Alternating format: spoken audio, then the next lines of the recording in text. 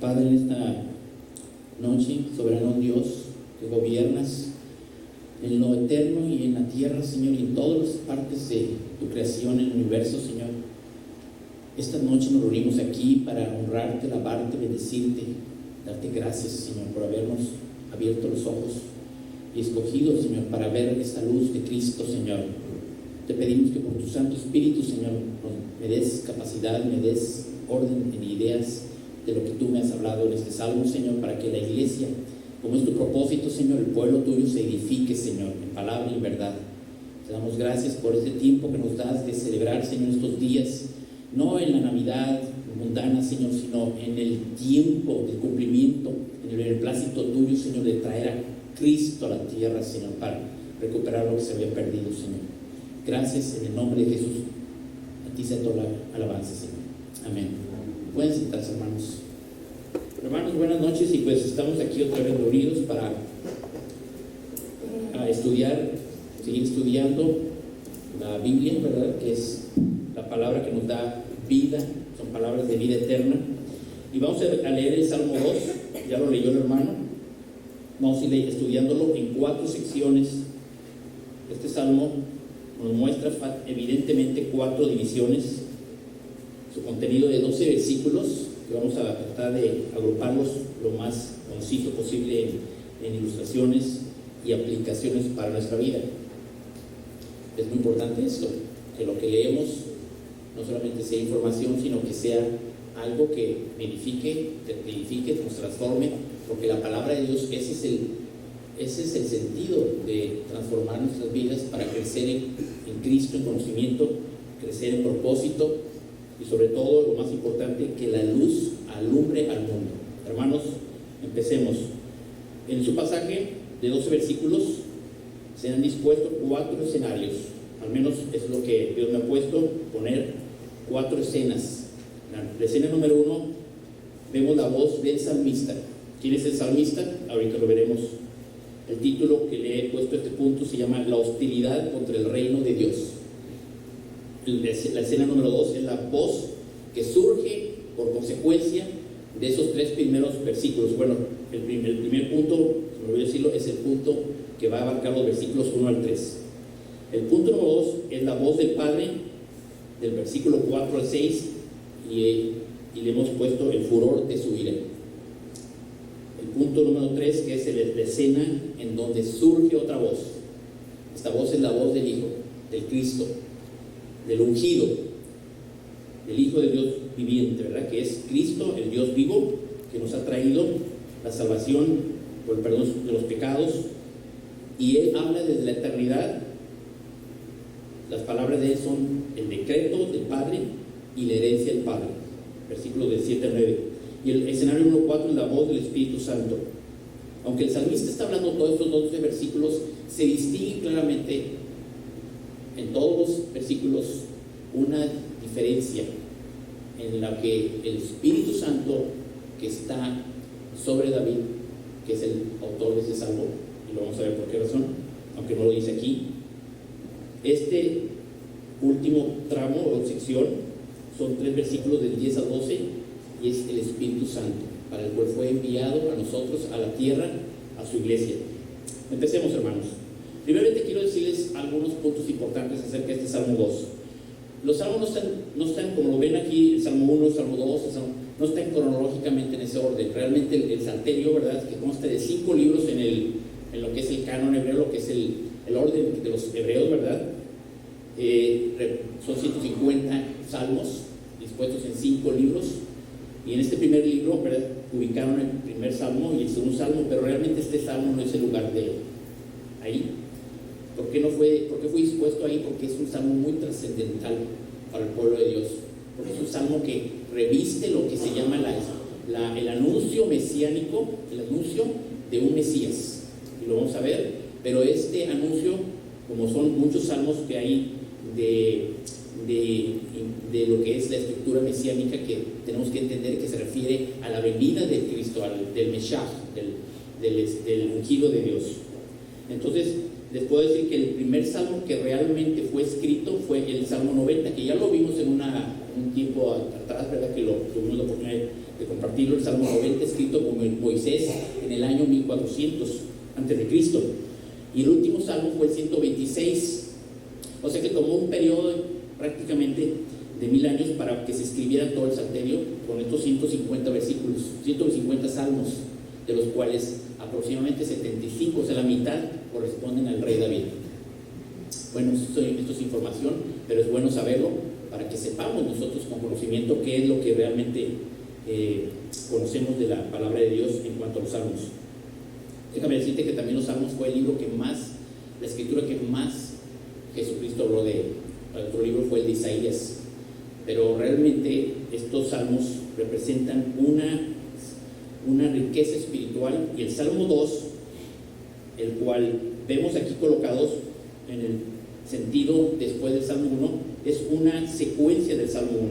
El Salmo 1 se enfoca en el hombre, en el individuo, mientras que el Salmo 2 se enfoca en los individuos que forman el pueblo de Dios, lo que forma lo que es la gente, los pueblos, las naciones. Pero este salmo empieza con un cuestionamiento del salmista muy dramático. Este salmo, hermanos, empieza con algo que todos estamos viendo en estos días de nuestra vida actual, ¿verdad? Con un desorden, con una situación de furia, de caos en la tierra actualmente. Y el salmo empieza diciendo en el versículo 1: ¿por qué se sublevan las naciones y los pueblos traman cosas vanas? Se levantan los reyes de la tierra y los gobernantes traman unidos contra el Señor y contra su ungido. Y dicen: rompamos sus cadenas, echemos de nosotros sus cuerdas. Dura palabra que se evoca en estos primeros 3 versículos y que hoy en día no es nada diferente de lo que en aquel tiempo el salmista trataba, que David se cuestionaba. Estaba siendo ungido como rey en Israel. Acuérdense, 14 años después de su unción por el profeta Samuel, tomó el trono de Jerusalén finalmente, empezó a reinar sobre Jerusalén, y él se cuestionaba por qué todas las naciones que lo rodeaban a Israel, en el contexto geográfico, vemos en el sur a los edomitas, en el oeste a los amalecitas, en el este veíamos a los filisteos, arriba a los sirios, estaban rodeados de enemigos. Como hoy en día el pueblo de Dios está rodeado de enemigos, por todos lados tenemos enemigos, hermano. Este es el cristianismo, el enemigo de nuestras almas, y se manifiesta no en carne y sangre, sino en potestades, cosas espirituales que tenemos que entenderlas, tenemos que discernirlas. Y este salmo nos trae no solamente una información desde el punto de vista de lo que el Mesías debería de venir aquí a la tierra, sino también nos trae un entendimiento de lo que la iglesia necesita. Al final lo vamos a ver en los versículos finales: discernimiento, hermanos. Si no, la iglesia no crece en discernimiento, que puede crecer mucho en conocimiento, pero si no tenemos capacidad de discernir lo santo de lo profano, lo limpio del inmundo, es una iglesia que no ha crecido espiritualmente. Hermanos, ¿por qué se sublevan las naciones? ¿Por qué? Dice el salmista. ¿Por qué los pueblos traman cosas vanas? ¿Por qué se levantan reyes o se levantan los gobernantes y traman unidos?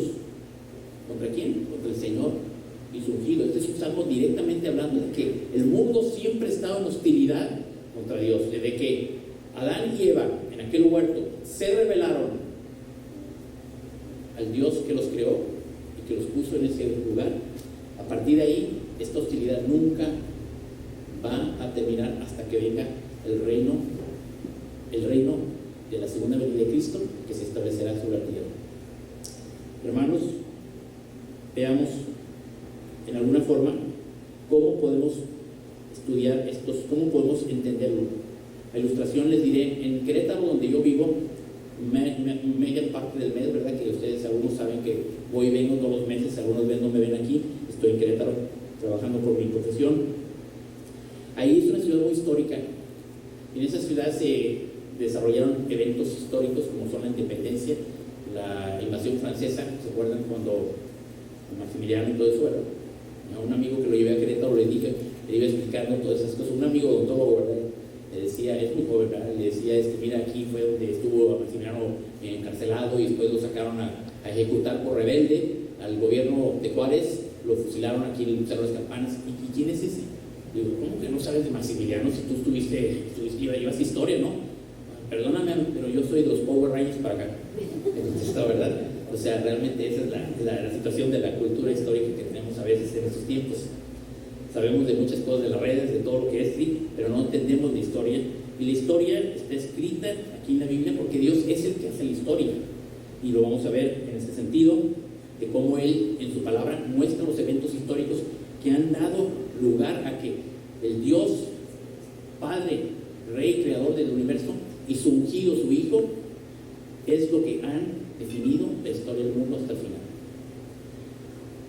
Si vemos aquí esta rebelión, como la que fue en Querétaro, les decía que ahí hay una casa que es la casa de la corregidora, José Ortiz Domínguez.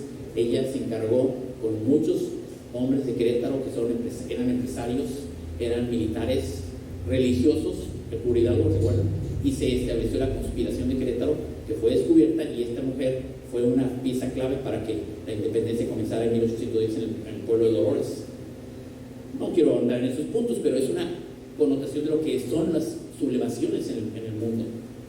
Y en el mundo hay muchas sublevaciones. Hoy mismo ustedes ven rebeliones por todos lados. Aquí en México mismo, en los últimos eventos del movimiento feminista, ¿verdad? Y el movimiento que hubo en la Ciudad de México causaron mucha violencia, mucha destrucción, heridos y muchas detenciones y todo eso. Pero en otros lugares, como en España, en Cataluña, hay una división tremenda, con una violencia exagerada, extrema. Parece que el mundo se ha levantado de una forma, y dijo Jesucristo en Mateo 24 que habrá motines, habrá sediciones. Todas estas señales son las señales del fin, hermanos. Se acerca el fin. Pero ¿qué tenemos que hacer nosotros? Tener entendimiento de lo que este salmo es un salmo mesiánico, es un salmo que anuncia el reino que viene ya, ¿verdad? ¿Y qué pasa con esta rebelión? Bueno, si estamos viendo que hay rebeliones por todas partes del mundo, en Chile, por 30 pesos que le subieron los pasajes, ya ustedes saben lo que pasó en Chile. La rebelión de los 30 pesos le llaman allá. Y en todos lados, en Francia, los chalecos amarillos, y por todos lados hay caos en el mundo, rebeliones. ¿Por qué se sublevan las naciones? Hay una hostilidad en el hombre, hay una hostilidad en los gobernantes, hay una hostilidad en las gentes, y traman cosas vanas, dice aquí. Es decir, son vanas, porque realmente la rebelión es una vanidad, hermanos. ¿De dónde nace esto? Jesucristo dijo cuando estuvo en el mundo, y se lo dijo a los discípulos muchas veces: sabed que el mundo los aborrecerá, porque me ha odiado antes que ustedes.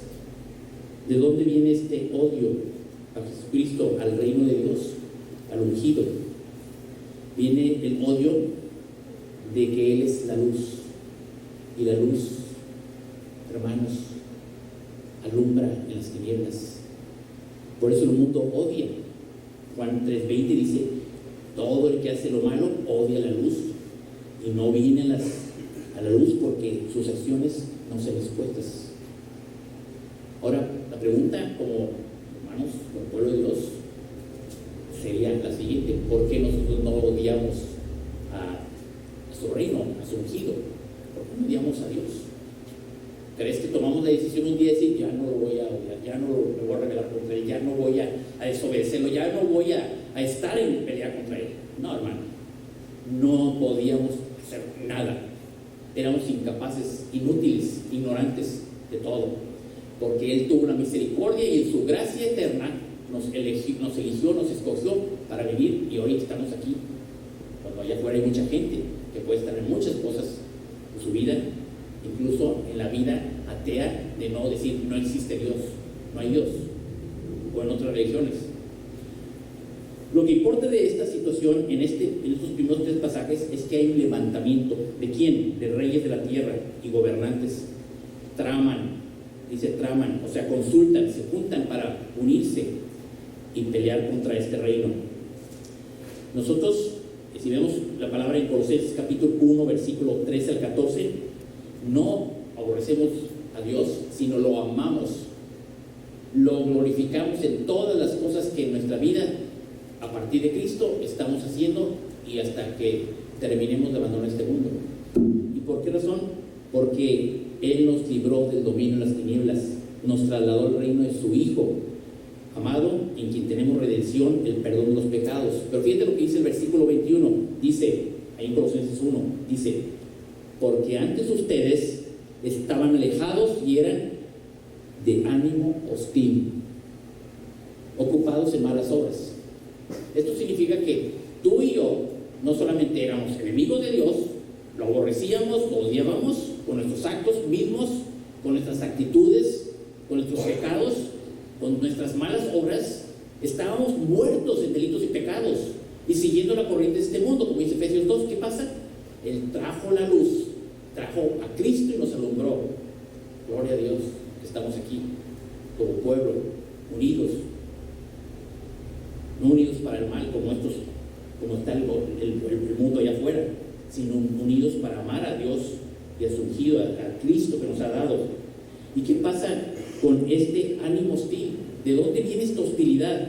Acuérdense que todo empezó en ese huerto y continuó a través de la historia hasta el día de hoy.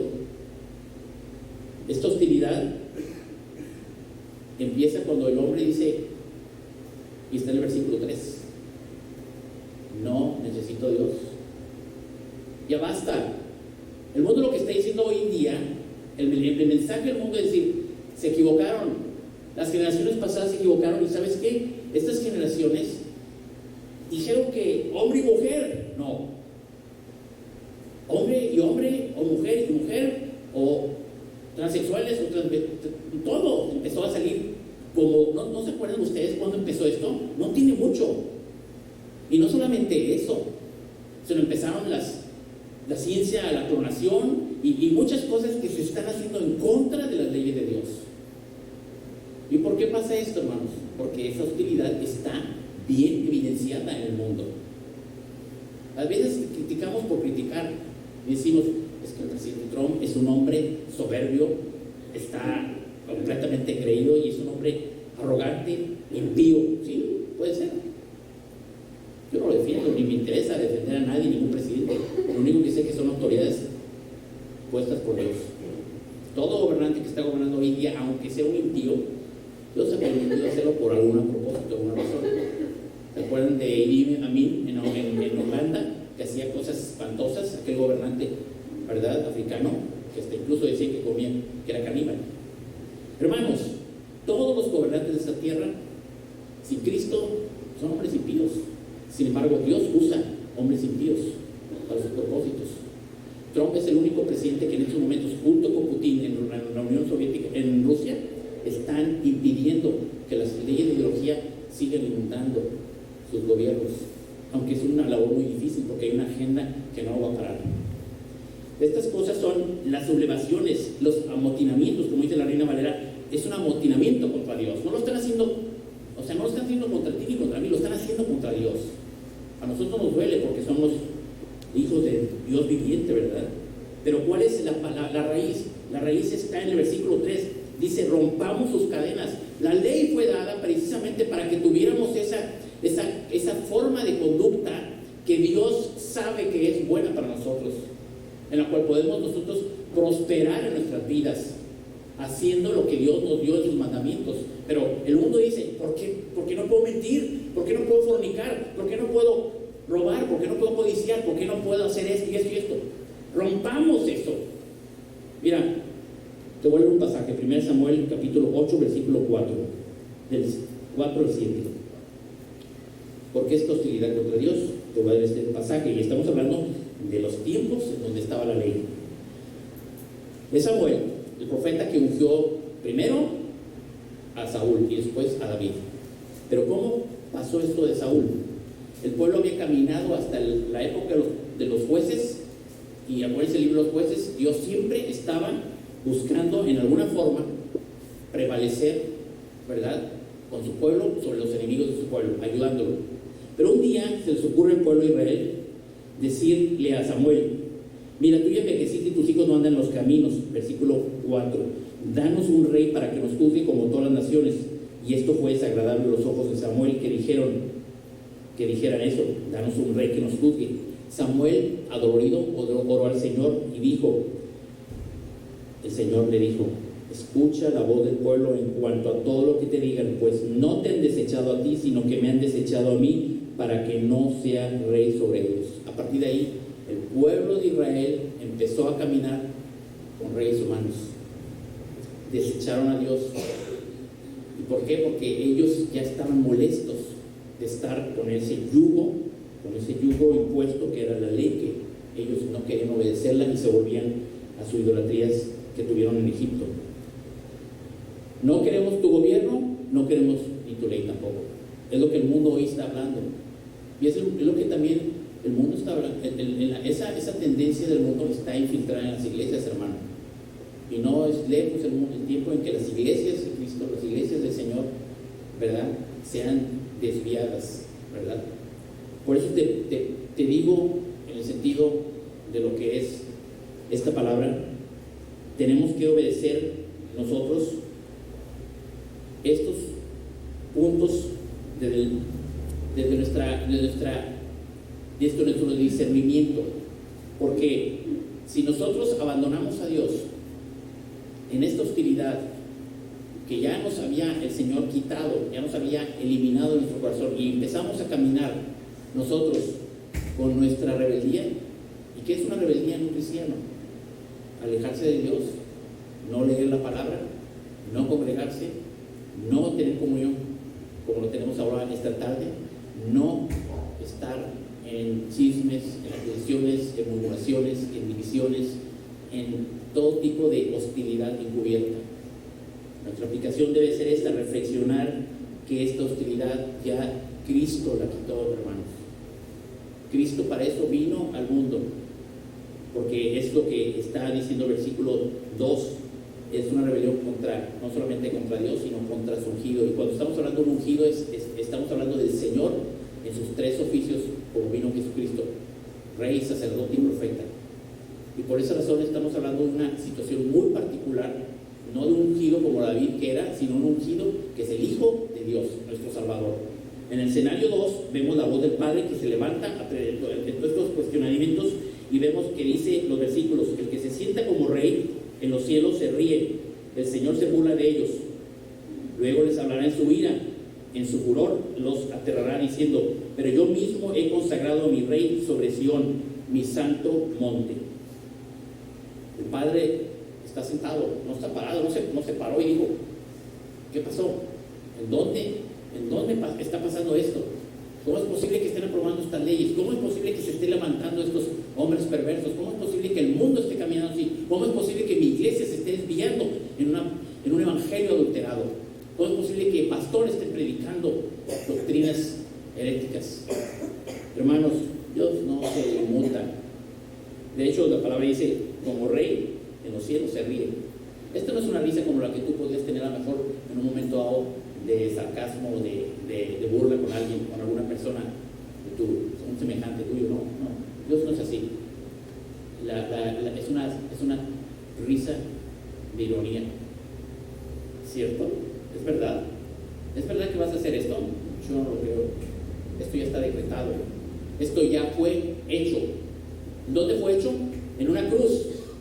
En una cruz Él triunfó sobre todas las potestades. El príncipe que gobernaba y que actualmente todavía gobierna allá con los hombres de allá afuera está vencido. Y tú estás en Cristo, y por lo tanto en Cristo hemos vencido, hermanos. Esta es la victoria que ha vencido el mundo, nuestra fe. Así que si tenemos aflicciones, si tenemos pruebas, las vamos a tener como todas las personas que están afuera, pero tenemos a Cristo, hermanos. Y eso es lo que ha hecho su obra de venir al mundo. No solamente a rescatar lo que se había perdido, sino también a que tú y yo, en esta tarde, en esta noche, podamos crecer en el conocimiento de que un Salvador, un ungido, el Mesías, nos ha rescatado. Pero no para que nada más vayamos al cielo, sino para que veamos esta vida abundantemente. Él se sienta como rey. Acuérdate que está sentado. y como rey que está sentado, el Padre, en Apocalipsis 20 dice que va a tener los libros abiertos y un libro que se llama el libro de la vida, en donde tu nombre está inscrito. Nuestro nombre ha sido inscrito por Cristo que está en la cruz, que bajó a la sepultura y resucitó. Por lo tanto, Él va a hablar en su ira. ¿Cuál es esa ira? La que dice Isaías 26, que es una ira que viene, no con ira nada más, con el furor de su ira. Por eso dice aquí el versículo, con el furor de su ira, ahí Él los aterrará. No quiero que alguno de los que estemos aquí esta noche estemos en esa multitud que dice que se pusieron, que estaban de pie los chicos y grandes, enfrente del gran trono blanco y empezó el juicio. Hermanos, esto ya lo vio el Señor. Y ahí está viendo las caras de muchas personas que yo te lo digo con todo el corazón, apliquemos esto en nuestras vidas. No sea que alguno oyendo esta voz se desvíe y que deliberadamente siga en el pecado, porque el juicio es con furor, es con fuego consumidor. Y los va a aterrar diciendo: yo mismo he consagrado a mi rey sobre Sión, mi santo monte. Hermanos, ese Sión es el Israel que es nosotros, la iglesia. El santo monte en donde ha sido puesto ahí la Jerusalén celestial, que va a estar el rey sentado gobernando, Jesucristo, con todos nosotros. Esa es la esperanza en la que este salmo nos trae esa consolación. ¿Falta tiempo? Posiblemente, pero te voy a decir una cosa. El Salmo 90 nos dijo bien claramente, ¿verdad?, que no es mucho lo que vivimos como hombres, y por lo tanto necesitamos traer sabiduría a nuestros corazones para poder entender los tiempos. Sabemos muy bien que ha habido muchos enemigos en el mundo y muchas corrientes que se han levantado contra Dios. Los enemigos del cristianismo han sido no solamente los césares romanos que persiguieron y mataron y torturaron a muchos cristianos, sino también gobernantes actuales que se levantan contra Dios, como ustedes saben lo que dijo este nuevo ilustre y visitante que tenemos aquí en México, Evo Morales, acerca de lo que representaba la Biblia, lo que representaba a Dios, y las declaraciones de Chávez, que finalmente, cuando tenía el cáncer que lo mató, decía: yo te amo, Jesucristo. ¿Verdad? Desgraciadamente, esa es la risa de Dios. Nada va a prevalecer contra la iglesia, hermanos. Ya está decretado. Por eso en la escena 3 entra el Hijo y dice, ahora el Hijo empieza a hablar lo que el Padre le ha hablado en la eternidad, y empieza a decir: ciertamente anunciaré el decreto del Señor que me dijo. Fíjate cómo dice el Hijo: mi hijo eres tú, yo te he engendrado hoy. Hermanos, aquí hay que distinguir un punto muy delicado. El engendrar no es crear, es muy diferente. Cristo no fue creado. Cristo estaba desde la eternidad con el Padre, ahí creando el mundo. Colosenses 1:15 nos dice que todo fue creado en Él, por Él y para Él. Sean tronos visibles o invisibles, potestades, todo ha sido creado para Él. Y por eso, como ha sido para el Hijo esa herencia, Cristo viene por el decreto y la herencia del Padre, ¿a qué? A las naciones, a recuperar lo que no va Él a venir por algo que usurpe. Era de Él, todo fue creado por Él, para Él, por lo tanto viene a recuperarlo. Así como una vez le dijo a Zaqueo: he venido aquí a salvar lo que se había perdido. Hermanos, estas son palabras de consolación. El engendrar, ¿verdad?, es una actividad que el Padre tuvo sobrenatural en aquella mujer que escogió para ser la madre de Jesús, y en donde la naturaleza de Cristo, del Dios viviente, estaba ahí. Yo creo que muchas gentes que estamos aquí presentes sabemos de todo esto porque no lo hemos oído escondidas, se ha hecho públicamente en todos lados. Pero ¿cuántas veces las personas que vienen a la iglesia, que no conocen de estas cosas, no pueden entender este mensaje acerca de lo que es un nacimiento de un hijo, de una mujer, ¿verdad?, en donde viene el Dios viviente para venir a rescatar a través de su propia carne, darnos esa redención y el perdón de los pecados a los que crean en Él. Si tú no estás en Cristo, escucha la voz que hoy habla, porque si no recibimos la amonestación del que hablaba a los israelitas en el desierto, y nosotros nos alejamos del Dios del Dios vivo, ¿qué otro sacrificio queda? Cristo ya hizo el sacrificio en la cruz. ¿Para qué lo hizo? Para ti, para mí, para los creyentes que estamos hoy en Cristo, para seguirnos hablando de que necesitamos estar en Cristo todos los días, y solamente por su palabra podemos hacerlo.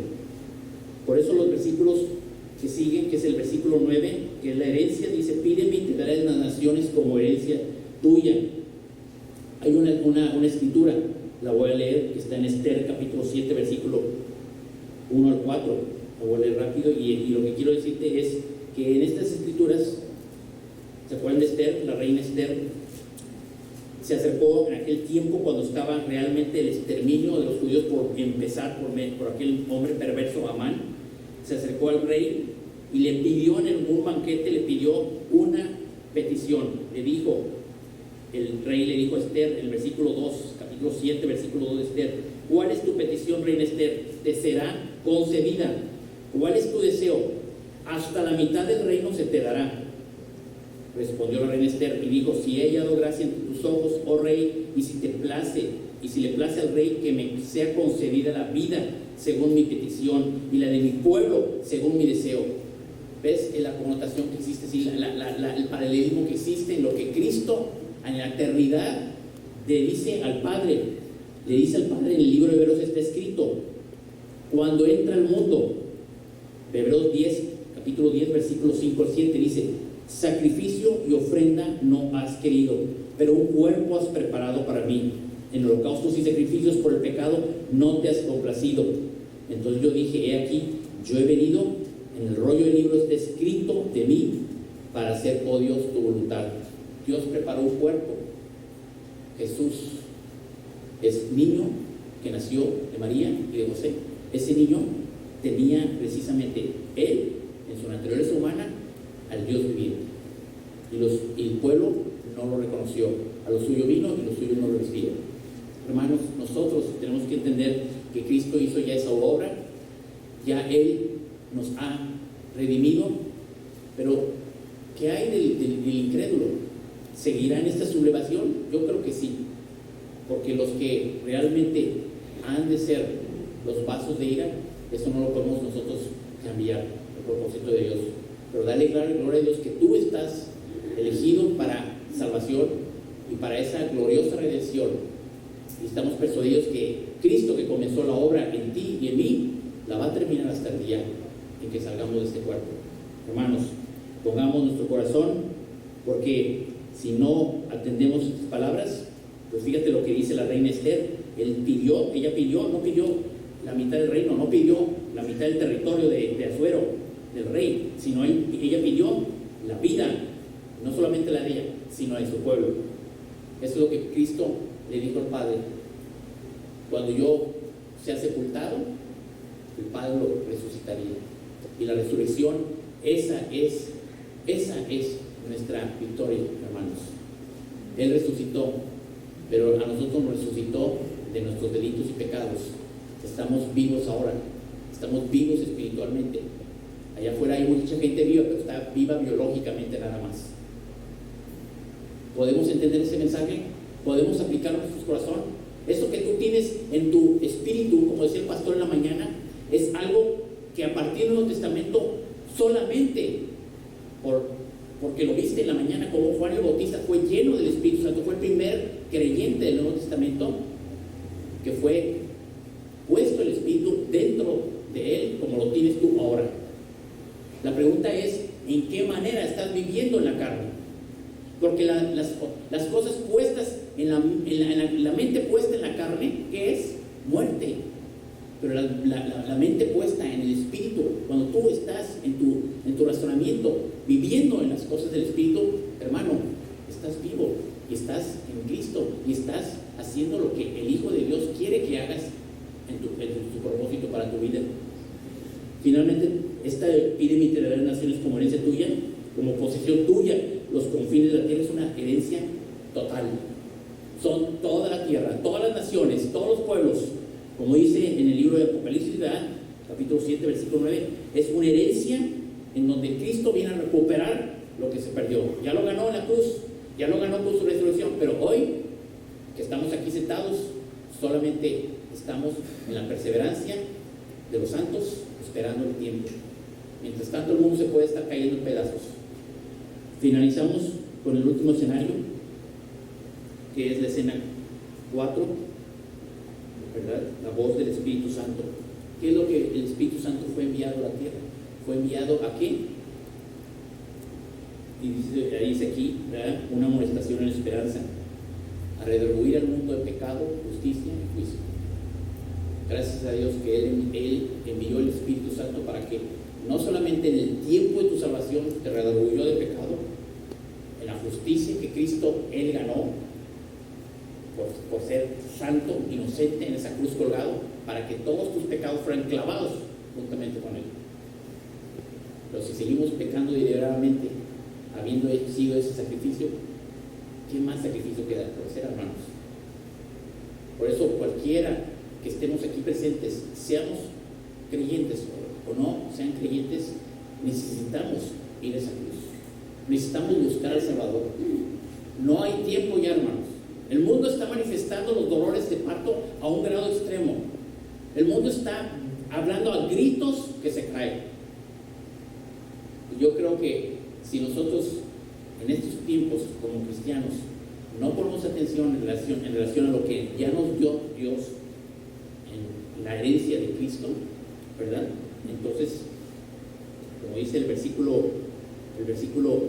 3 de la escena 3 que acabamos de ver, seremos quebrantados, porque el Padre nos disciplina. Y si el Padre nos ama y nos toma como hijos, nos tiene que llamar fuerte y nos tiene que disciplinar, ¿verdad? Preferimos estar siempre recibiendo palos, golpes. Después nos sorprendemos por qué a veces nos suceden cosas. ¿Por qué, Dios mío? Mejor, en lugar de que estemos diciendo Dios mío, tendríamos nosotros que decir perdóname, Señor, perdóname, porque todos los días pecamos. ¿Lo haces? ¿Lo hacemos? Todos los días tenemos que vivir en ese arrepentimiento, porque créemelo, el arrepentimiento es siempre, diario. Hay una cosa que es bien importante entender en este punto del quebrantamiento. En la otra contraparte, los desmenuzarás como vasos de alfarero. Esto es algo importante, porque cuando Cristo se presenta en esa visión a Juan, en Apocalipsis 7, en Apocalipsis capítulo 2, le dice que al vencedor, el que guarda mis obras hasta el fin, le daré autoridad sobre las naciones. Fíjate, la misma palabra que está en este salmo, y la regirá con barra de hierro, como los vasos del alfarero son hechos pedazos. Como yo también he recibido autoridad de mi Padre, y le daré el lucero en la mañana. El que tiene oído, oiga lo que el Espíritu dice a las iglesias. Esta misma palabra que está aquí es la misma que Dios te está dando para que sepas que tienes que perseverar, porque al que venciere, y esa es la iglesia de Tiatira. Hay muchas iglesias que en una forma figurativa podemos verlas en este tiempo. Iglesias que a veces están por todos lados del mundo, desordenadas, contemplando el pecado como si nada, con una frialdad y una sutileza. ¿Y sabes qué? Y nosotros como si nada, callados. ¿Por qué? Porque es que son hermanos de otra iglesia. Porque es el pastor el que tiene que poner orden ahí. ¿Sabes qué? Tú eres un cuerpo unido en todo el mundo. Somos un cuerpo. Y si nosotros tenemos la capacidad de confrontar a alguien, aunque no sea nuestra iglesia, y más siendo nuestra iglesia, tenemos que hacerlo, hermanos.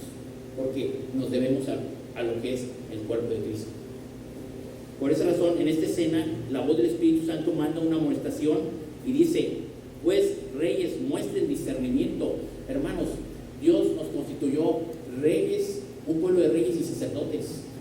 Somos reyes porque tú eres rey en tu casa, tú eres el sacerdote de tu casa. Por eso eres el rey de reyes, es el rey de nosotros, Cristo. Y es el sacerdote de nosotros, que está intercediendo siempre por nosotros, aun cuando pecamos. Por esa razón, Dios, ¿verdad?, está con misericordia muchas veces soportándonos.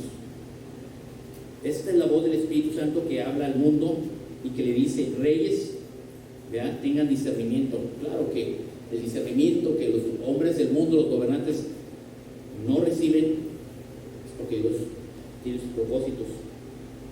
Hermanos, finalmente el Espíritu Santo nos dice: adorad al Señor con reverencia, alégrense con temblor, honren al Hijo para que no se enoje y perezcan en el camino, pues puede inflamarse de repente su ira. ¿Ven? Adorad, esa palabra se llama servir en el hebreo. Abad se llama servir.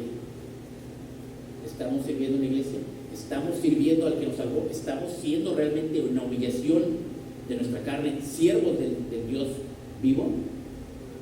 Yo creo que esto está bien claro, ¿verdad? Que tenemos que ser servidores unos con otros, porque si nos servimos y nos amamos unos a otros, estamos sirviendo al Señor que nos rescató. Y finalmente, el honrar significa, la palabra nachak significa besar, para que el Hijo no se enoje. Aquella mujer besó los pies de Jesús. Nosotros tenemos que hacer eso, en humillación, besar a nuestro Salvador. Honrarlo es eso, besar sus pies, besar su presencia en nuestras vidas. Cuando tú te metes en su presencia. Cuán bienaventurados son todos los que en él se refugian, termina el Salmo diciendo, igual que el primer Salmo. El Salmo 1 dice, cuán bienaventurado es el hombre que no se siente en silla de escarnecedores. Y aquí dice, cuán bienaventurados, ahora es el grupo, el pueblo de Dios, son todos los que en él se refugian. Por esa razón es importante entender que hoy es el tiempo en que está aquí Dios hablando con todas estas palabras a su pueblo. Y quiero terminar finalmente con el pasaje de Hechos capítulo 4, que lo voy a leer siento que este es el punto central de este sermón. Y aquí dice, los apóstoles cuando fueron al concilio y que fueron puestos en amonestación, pero ellos finalmente, estos apóstoles regresaron al pueblo y contaron con admiración todo lo que había sucedido. En el versículo 11 dice aquí, Pedro, en el versículo 12, al ver esto Pedro dijo al pueblo, varones israelitas, ¿por qué se maravillan de esto? ¿O por qué nos miran así como por nuestro propio poder o piedad que habíamos hecho andar a este cojo, ¿verdad? Esta persona que acaba de ser sanada por el Espíritu Santo. El Dios de Abraham, de Isaac y de Jacob, el Dios de nuestros padres ha glorificado a su siervo Jesús, el que ustedes entregaron y repudiaron en presencia de Pilatos cuando éste había resuelto poner en libertad. Pero ustedes lo repudiaron al santo y justo y pidieron que se os considerara un asesino. Disteis muerte al autor de la vida, el que Dios resucitó entre los muertos, de los cuales nosotros somos testigos. Y por la fe en su nombre, es el nombre de Jesús lo que ha fortalecido a este hombre, a quien ven y conocen. Hermanos, esto es algo que realmente concuerda con lo que el Espíritu Santo en el versículo 25 de Hechos 4 dice, que habló por medio de nuestro padre David, su siervo, al que dijiste, ¿por qué se enfurecen los gentiles y los pueblos traman cosas vanas? Se presentan los reyes de la tierra y los gobernantes se juntan contra el Señor y contra su Cristo. El rey David había profetizado. Él no se había dado cuenta de esta profecía.